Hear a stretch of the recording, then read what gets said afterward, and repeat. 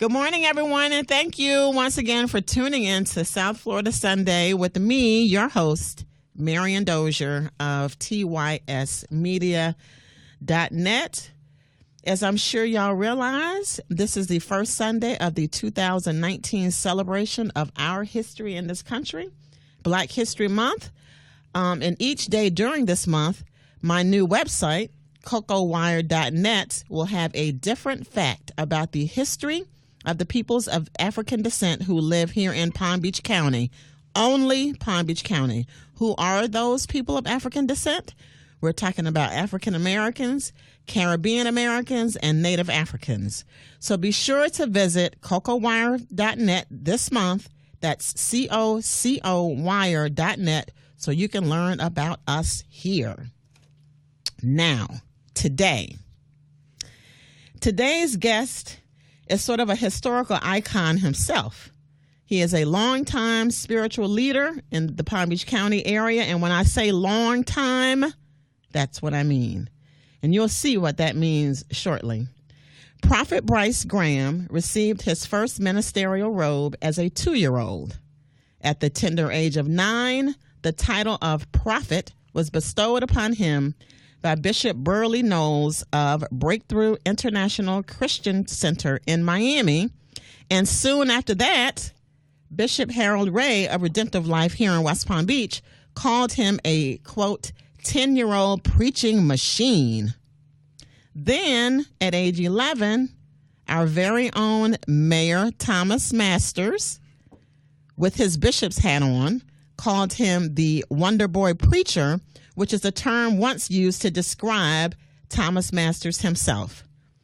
Prophet Bryce has appeared on spiritual TV shows and in pulpits and podiums and on daises around this country, including appearances on the Word Network, Trinity Broadcasting Network, and the Watchmen Network, where he recently appeared on one of its shows, Club 36. So, ladies and gentlemen, he's been at this for a while. A long time, as I said before. But Prophet Bryce is only 21 years old. I'm going to let that sink in for a minute. He just became a grown-up. He is a millennial. He is a 2015 high school graduate and has studied theology at Florida Memorial University in Miami. Prophet Bryce Graham, welcome to South Florida Sunday. Thank you for having me today. I am so proud of you, young man. Thank you so much. Such a hard worker. Got to get the job done. Okay. So give us a sense. Tell us how all this started. I mean, what were you feeling, when you were, as early as 2 years old? You had a connection with our Lord God? At the age of 2, from the stories that I hear, that I was always, in my own You were space. different. Right, different. In a good way. In a good way. And as time, progressed, I believe it was that my grandmother caught me speaking in tongues in the bathroom. And probably after that point is when I really came into the fullness of what it really was that was tugging on me. Yeah. And that's how all of this got started. It's none of my doings, it's all of God's doings. But do you remember the first time when you were really aware, that you were aware? I believe it was probably that time. Yeah, that young. I wasn't really, sure, but I had a clue. You had some suspicion. Right. Yeah. And so it's taken off from there, and I'm honored. Huh. So were you raised in the church? I've been raised in the church, Allen Temple, Church of God, AME. Yeah. So basically raised in the church. So what speaks to you about faith? What is it? And now maybe you can't answer this because it's just something that's just in you, maybe. I believe it's just something that's in me. Yeah. To be connected to a higher source, which is God, is amazing, and how He deals with me. In other words.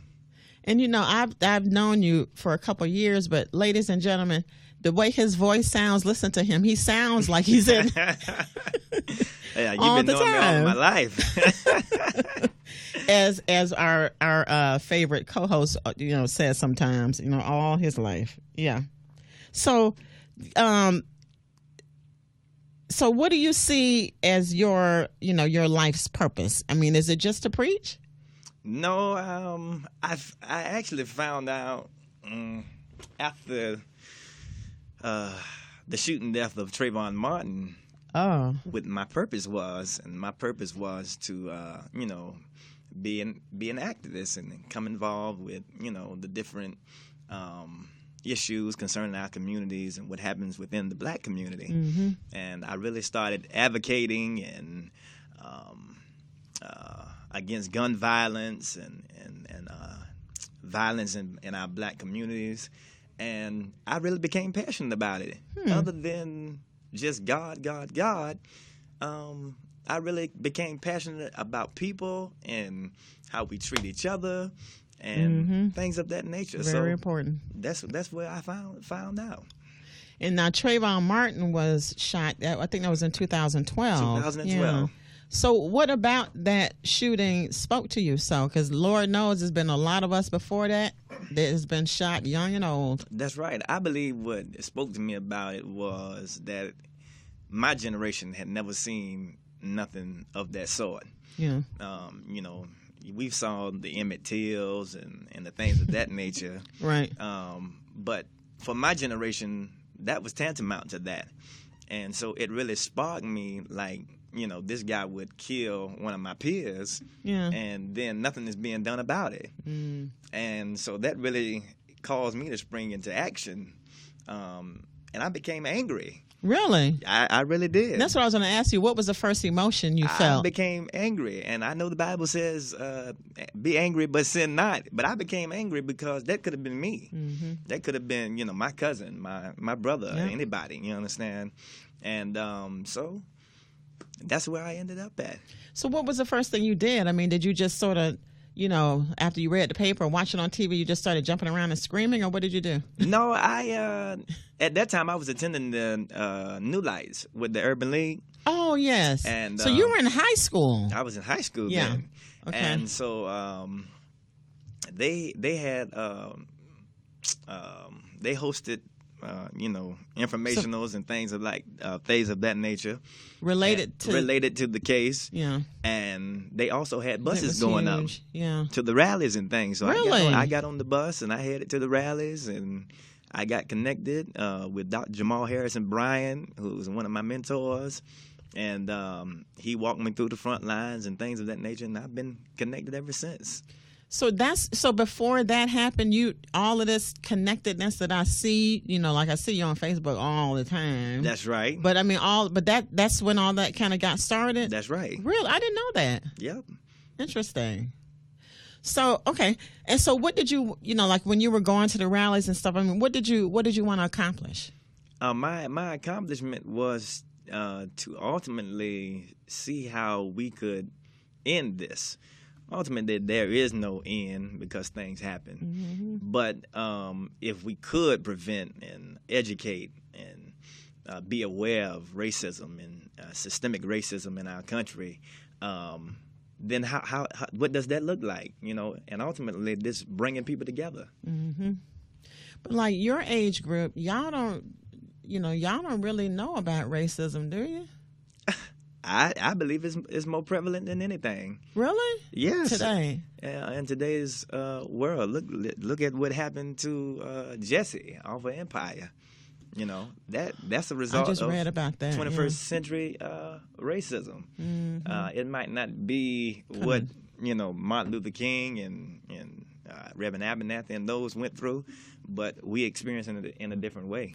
Yeah, and what he's talking about, ladies and gentlemen, if y'all haven't heard, it's a young man who stars in that TV show Empire, and apparently some crazy white people attacked him and beat him down, and then tied a noose around his neck. A noose around his neck. It's like, really? Yep. Yeah. Yeah, and that just happened last week, I think. Last week. Yeah. So, but now, and it is still going on because I was just talking to Corey Jones's aunt yesterday. I mean, that case, that was in 2015. That's right. Young, hardworking black man, church focused, played drums in the church. Correct. Shot by a police officer. That's right. And his case still has not come to trial. Still has not. Yep. And I'm waiting on that day. I'll be there with them and on the front lines as I have always been with them, and supporting them as well. As a matter of fact, February 6th is when they're going to have yet another hearing in the case. That's right. Down at the Palm Beach County Courthouse. And the family does want the community to come, as it has been doing, as Prophet Bryce has been doing, to come and support the family as they continue to try to bring his case to justice. That's right. And there is I think the trial... It's supposed to be set on the 25th. The 25th, yeah. So, yes. Wow, you staying on top of that. Yeah. I've been walking with them since the beginning. Wow. And I've got connected with, his aunt and things of that nature, and become very connected as I do most of them, with Sabrina Fulton and things of that nature. But I'm staying on top of it because it's in my city. It's home for me. So I will try to be at the trial as much as I can. Provided you're here in town. Yes. Because he travels all around, ladies and gentlemen. We'll hear something about that. But is there anything other than gun violence that concerns you, as a young activist here? Gun violence for me is key. Yeah. I hate to see it, and indifference. I don't like to see people get treated a certain kind of way, and I'm very adamant about that. We should always treat each other how we want to be treated. Humans. Yes, all the humans be treated the same. That's right. And you said it was a Trayvon Martin case that kind of brought you to your activism. Last year, you received an award from the Trayvon Martin Foundation. I sure did. Was that because of your That was because activism? Of my work. Yes. Yeah. And I actually got nominated to receive that award from somebody else. And when I got the call, I was blown away. Why? Because I didn't know. But not because you didn't feel like you didn't deserve it or right, anything. Right, Yeah. I just didn't know. But I was honored to receive that award from his father and his mother and the circle of fathers as a whole. Yeah. What was that like? It was a fantastic feeling. Yeah? To be awarded and appreciated for all that you do is great. Some people won't even recognize it. But because they took the time out to recognize it was... Well, and then I guess they heard about what you've been doing. Yes. Because they're not here in Palm Beach County. Well, I'm close to them as well, so they watch me and watch the things that I do. So I have that personal connection with them, which is great. So give us a sense of some of the other things that you do, Prophet Bryce. Like before we came in here in front of these microphones, you told me you've got some events coming up in some other states. Yes, I have some events coming up. I'll be in Virginia in March. I'll be in doing what? I'll be preaching. But where? To whom? I believe it's a revival. Okay. If I'm not mistaken. And then I'll be in Memphis in May for a big annual youth day up there at a church, and then a couple of locations that I can't call off the top of my head right now. I'll be here locally at Golden Gates Ministries on the 24th of March. So I have some things going on here. I see. So are these things always sort of spiritually connected, generally? Spiritually connected. So what's your favorite scripture? My favorite scripture, I would say, would be Hebrews 11:1. That now faith is the substance of things hoped for and the evidence of things not seen. Because in everything, we must have faith, because some things we can't naturally see. And ultimately, we don't need to see it. And we have to have an assurance that God is working behind the scenes on our behalf as a result of our faith. You know, it's so interesting to hear a millennial talk about that, about faith and things not seen, when y'all have to see everything on your phones and your hands. Yeah, that's the truth. Yeah. So, and that's why I guess I'm trying to understand yeah. Those are the moments. You talk about millennials. We use the phone for everything. Yes, y'all do. I believe that African Americans use devices and watch television at a rate of 13 hours a day. A day. And we really don't have that that time to connect with ourselves. Really, it's a good thing to put it down sometimes and get connected to who you really are and what you really stand for. And I believe that is some of the hindrance that we have in our generation. But we have so much power in these cell phones, but we don't know how to use it. The entire world is in y'all's hands. You can make money off of your cell phone. Ideas off of your cell phone, but you don't steal away from it enough to even tap into that. And so I guess when I see you looking at your phone, you ain't just like, I'm not just doing playing games. Actually, I tapped into something just recently as a young millennial that some of my young millennial friends are doing, and that's trading on the Forex right from my cell phone. Trading on the Forex, the live market, trading foreign currency. Really? With my own money and in getting your a return. Anytime. Off of my cell phone. Wow. Maybe we need to bring you back to talk about that. Yes. Yeah. So what is your sense then of, of the black church today? I mean, does it, especially when it comes to, you millennials, you young people, I mean, does it seem like it's, as I don't know, as effective? I don't know if that's the word I want to use, as it used to be. Because, the black church used to be, the home of the launch from, change in our communities. Do you find as a young spiritual man, a young prophet, that remains the same? I mean, curious. I believe that it remains the same, that the church is an impactful place. I believe that we are in a dispensation of things changing and evolving, and I believe that that this generation will come to know God even more as a result of it. Because what we say, us older people, a lot of us think, and I shouldn't say us because I don't agree, but a lot of older black people feel like, you guys are not, when I say you guys, you're, younger people, millennials and younger, that y'all have lost your way, that y'all aren't as faithful as we were, and therefore, when we look, forward with our race, oh my God, what's going to happen to us? They've lost what, what strengthens us as a people. Well, like I was saying before we even got this show started, is that we've forgotten how to serve.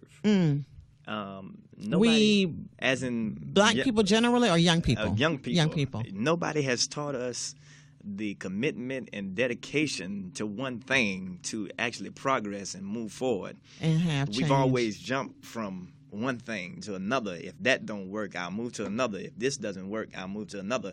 We don't have a solid commitment, and that also has to do with servitude. We've lost our servanthood. And so whose fault is that? Is that us as y'all's parents? Is that the church? I believe it's the parents. I believe it's the church. It's a mixture because we've become so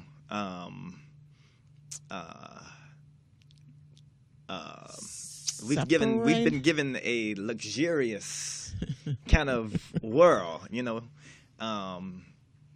that has really thrown all of the principal things away. Yeah.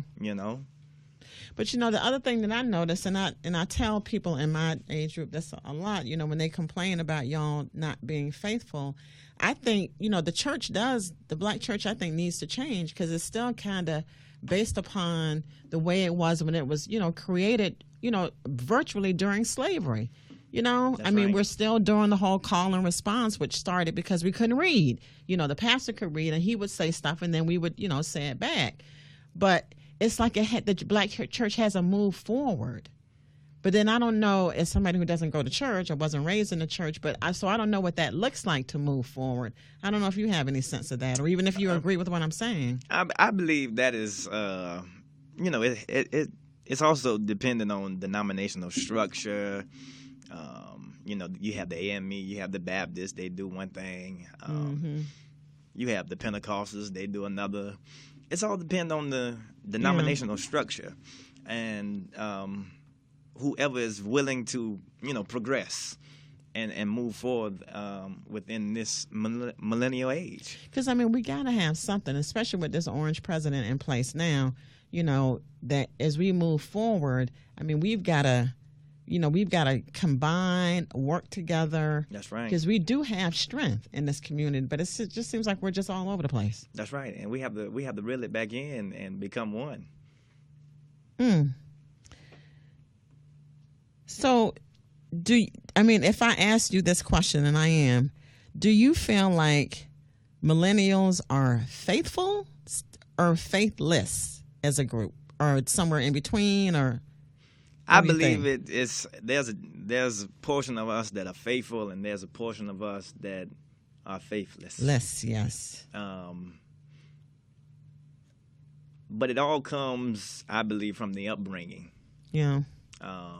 You have some that had great structure, such as myself, that has been faithful. And then you have a structure of those who didn't have the upbringing that are faithless. Like my daughter. Sorry, Jada. Oh, my God. All right. I saw in your bio, too, that you have a doctorate in divinity. Yes. How did that happen? I mean, you're only 21 years old. A university came to me, and they gave me an honorary doctorate degree. Based on what? I mean, what did they know about? Was it a local university here in Florida? Or? Yeah, it was a local university here in Florida. Yeah. I guess because of your work. My work. It speaks for itself. Theologically sound, prophetically inclined. So I guess they like all of that. And I saw too that you got a doctor of divinity. Yes, but you also were at the Aretha Franklin funeral. I think I saw. I was there. Yeah. Yes. And did you speak, or you? No, you. I was in the choir. He was in the choir with the Bishop Mayor Thomas Masters. Yeah, and you know him, of course, Mayor Masters. Yes, yeah. I know. Yeah. When did you meet him? How long ago? Just curious. When I spoke at his church, I believe back in 2006. Wow. And you were like, what? 5? Then, yes. Wow, really? I used to have his pulpit. Podium was too tall for me, so they would give me a crate to stand on. Wow. And I would go for it. And, I did see on YouTube, and ladies and gentlemen, if y'all are curious about this young man, you can go onto YouTube. He's got a page there. Yes. That shows some of his, is performance a fair word? Oh, no, it's not a performance. Yes, some of his sermons. Thank you. Yes. Again, wasn't raised in a church. Yes. So, yeah, you can go there and check him out. He is a member, too, of the Anointed House of Prayer Ministries in West Palm. What's the denomination there? Non-denominational. Non-denominational. I didn't know we had those in the black community. Oh, yes. And you're the youth minister there. Yes. Yes. And I was just curious. I mean, that church is led by a female. Yes, it is. And I thought we weren't down with that in our community. Well, times have changed. Yeah. And God can use anybody He chooses. And so you're okay with women holding leadership positions in the church? In the church and in our country as well. Really? Yes. Are you saying that for any particular purpose in our country? In our country, I believe that this might be the year of the female. And we might spiritually or politically? Politically. Because, he is also very aware of what is happening politically in this country, right? Yes, I am. Yes. Wow. I don't know if we want to get involved in that. No. But you didn't have a problem with the fact that there was a woman leading that church. You still joined and you like it. That's yeah. Right. Because, a lot of spiritual men like yourself think that the women need to be quiet. Sitting in the pews. That's right. Yeah. No, I don't believe in that. I believe everybody can be used by God. All right. So, tell us then that today is the first day of Black History Month, as I said earlier. Is there anything you're looking forward to in February related to Black history at all? Or do you have anything coming up during Black History Month that you want to share? No, I don't have anything going on. But I really would like to say that we need to really push this month with the climate of our nation, and definitely who holds office that does not respect our culture, doesn't respect our people and what they did. Let's band together. Let's get together and really celebrate each other. Mm-hmm. Because we've come through the muck and the mire of life, and we ought to have some value to lift each other up by the hands and hold each other's hands, and let's really get this thing going. Let's get this thing going. And I agree with you. And Prophet Bryce, that was one of the reasons why I started Cocoa Wire, was because I see the same thing. I think we all, and not just African Americans, but all people of African descent who live in this country. That's right. We need to be on the same page. On the same page. We need to have more Black businesses. We need to have more Black structures. It's slipping away from us. Mm-hmm. And we've got to value where we come from and who we are. And when you think about who we are and where we've come from, I mean, we were enslaved just 500 years ago. Look how far we've come. That's right. That says how strong we are as a people and how successful we are when we work together. Yes. But you know what older people saying to me a lot related to this? That integration is what ruined our community. Yeah. What do you think of? I believe so. It really, it separated us. It comes with the territory. But I would say to the Black community that we cannot be our own bullies and be our defender at the same time. It just doesn't work. Now, what does that mean? We bully each other. We're killing each other daily. And then we turn around when somebody else does something to us that's not right, and we defend it. That can't be. Yeah. We have to, as a Black people, push our people forward. As a Black race, we need to get our people in a moving position to move forward. Who is pushing the baby mamas and the baby daddies to do better? Who's pushing the ones on welfare and things of that nature that are living in the hood to do better? Yeah, and do you think we can do better without having faith and spirituality on that plate with us? We cannot. No. It will not happen. Why not? Because we need faith in everything. We need God. This country needs God. Okay. In everything that we do. That White House needs God. It sure enough does. Okay. It sure enough does. Now listen, are you so I love your thinking, and and I did not mention, ladies and gentlemen, that I saw this young man speak last year at the Martin Luther King annual breakfast in Mangonia Park, and I was so impressed with you and how you tied our history as a people with what is going on now. It was very, very effective. And so are you available to speak? I am. Even, so if people wanted to, to book you or to hire you to speak, you're available? I am available. Tell us how they can reach you if they would you can like reach you me. to come. Facebook is fast. Email. He is all over Facebook, ladies and gentlemen, because he is a millennial. Yes, Facebook is Bryce Graham. Email address is Prophet, Prophet, Bryce, BRYCE @gmail.com. You can send your letters of invitation there. And also you can contact me at 561-755-1110. 755-1110. All right, sir, and that completes our 30-minute show today. Thank you for having me. Young Prophet Bryce, God bless you for coming. And bless you as well. Yeah, and ladies and gentlemen, y'all will really be impressed with this young man.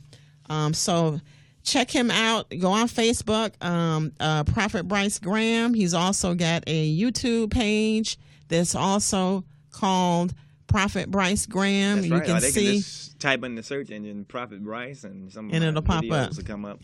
I have some new ones on there too. So. And he's got some from when he was like I think I saw one on there. You were like 7 or 8 or something. Yep. And I was like, look at him. Very impressive. So thank you for joining us on South Florida Sunday today. And y'all, thank y'all, ladies and gentlemen, too, for tuning in. I did not mention that Senator Mayor Masters will return probably in April, but we send a shout out to him as usual. Thank y'all for tuning in. It's Marian Dozier of TYS Media, and we will see you next week.